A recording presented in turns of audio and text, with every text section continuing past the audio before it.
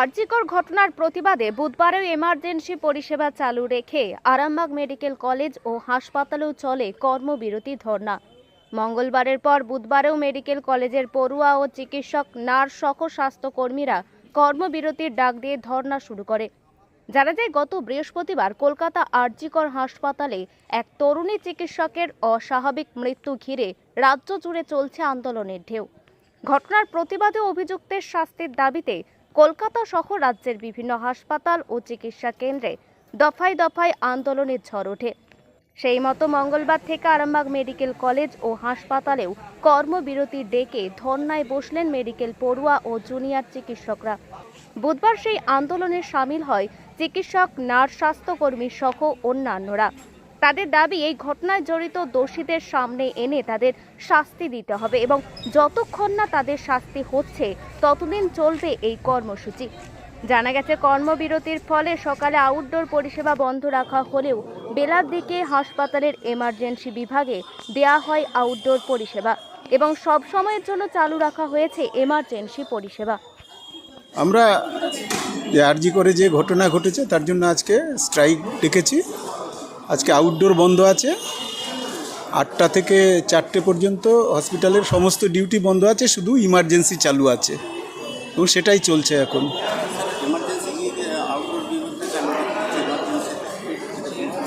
ইমার্জেন্সিতে আমরা কিছু আউটডোরে যারা পেশেন্ট এসে একটু খারাপ পেশেন্ট তাদেরকে ইমার্জেন্সিতে বসে দেখে দিয়েছি এবং ইমার্জেন্সি থেকে ওষুধও দেওয়া হয়েছে তাদেরকে।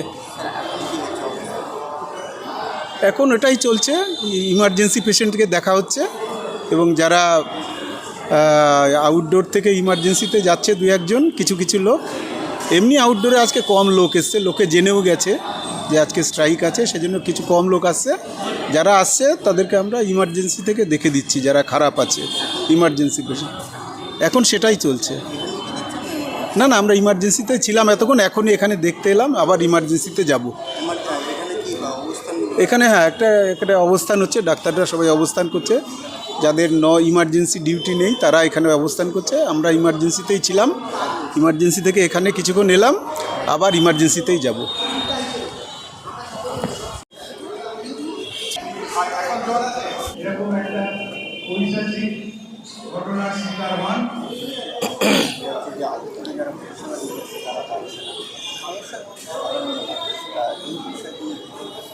সাধারণ মানুষের জন্য আমরা সমব্যথী, আমরা তাদের পাশে আছি।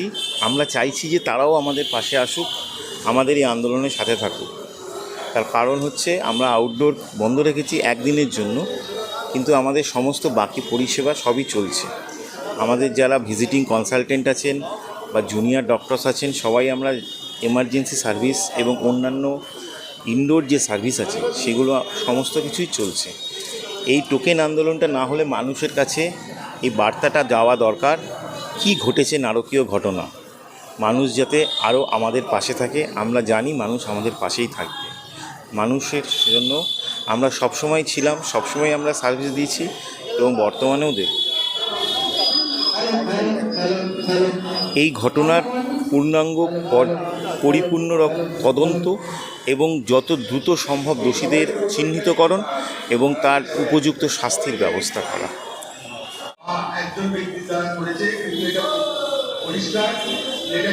আপনারা সবাই জানেন যে ঘটনাটা ঘটেছে খুবই হতাশাজনক, দুঃখজনক, যাতে বলার কিছু ভাষা নেই।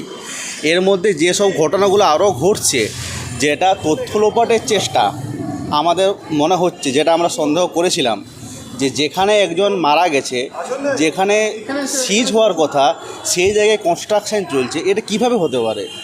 তো আমাদের ধারণা এই ঘটনাটা যাতে সিবিআই ঠিকমতো ক্লু খুঁজে না পায়, তথ্য লোপাট করা হচ্ছে, সেটা আমাদের মনে হচ্ছে। তো আমরা সেই জন্য আজকে সমস্ত যারা ডক্টর আছি, তার সাথে আমাদের স্টুডেন্টরা আছে, হেলথ কর্মীরাও আছে। তো আমরা ওপিডি সিজ ওয়ার্ক করছি। আমরা ওপিডি আপাতত আজকে বন্ধ রেখেছি। যদি ঠিকমতো সুরাহা আমরা না পাই, তাহলে পরবর্তী ক্ষেত্রে আরও কিন্তু বড় রকমের প্রতিবাদে আমরা নামবো। ঠিক আছে, আপাতত আমরা হসপিটাল থেকে ওপিডি পরিষেবা বন্ধ আমরা রেখেছি, এমার্জেন্সি পরিষেবা চালু আছে। আমি doctor Amalesh Garai, paediatric, PGD. দেশের ৭৮তম স্বাধীনতা দিবসের শুভেচ্ছা জানাই। লাখো শহীদের রক্তে সিক্ত এই মাটি আমাদের গর্ব, আমাদের অহংকার।